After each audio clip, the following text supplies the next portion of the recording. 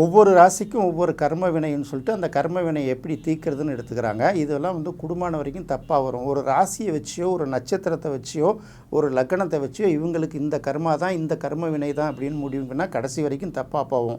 மேஷ ராசிக்கு செவ்வாய் அப்படிங்கிறனால செவ்வாயோட பாசிட்டிவ் தன்மையை விட்டுட்டு நெகட்டிவ் தன்மையெல்லாம் எடுத்துக்கிட்டு ரத்த சம்மந்தப்பட்ட உறவுகள், அடுத்தது சகோதர சகோதரிகள், கோபம், உச்சம் இதெல்லாம் எடுத்துக்கிட்டு இது சம்மந்தப்பட்ட சாபம் உங்களுக்கு வந்திருக்கும்.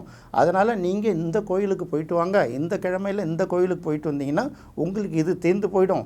இந்த மாதிரியான மனிதர்களுக்கு நீங்கள் அன்னதானம் செஞ்சீங்கன்னா உங்களுக்கு இந்த கர்ம வினை தீர்ந்து போயிடும் அப்படிங்கிறதுலாம் சும்மா பேச்சு. ஒரு ஜாதகத்தில் கர்மன்னா என்ன, வினைன்னா என்ன, அவர்கள் எந்த அளவுக்கு சக்ஸஸ் ஆவாங்க, எந்த அளவுக்கு அவங்களுடைய வாழ்க்கையை அனுபவிக்க முடியும், என்னென்ன பாதிப்புகளை சம்பாதிக்கிறாங்க அப்படிங்கிறத சொல்கிறதுக்கு அந்த ஒரு தனிநபர்களோட ஜோதிடத்தை முழுமையாக ஆய்வு செய்தால்தான் சொல்ல முடியுமே தவிர ராசியை வச்சோ நட்சத்திரத்தை வச்சோ லக்னத்தை வச்சோ முடிவு பண்ண முடியாதுங்கிறத தெளிவாக நீங்கள் புரிஞ்சுக்கணும்.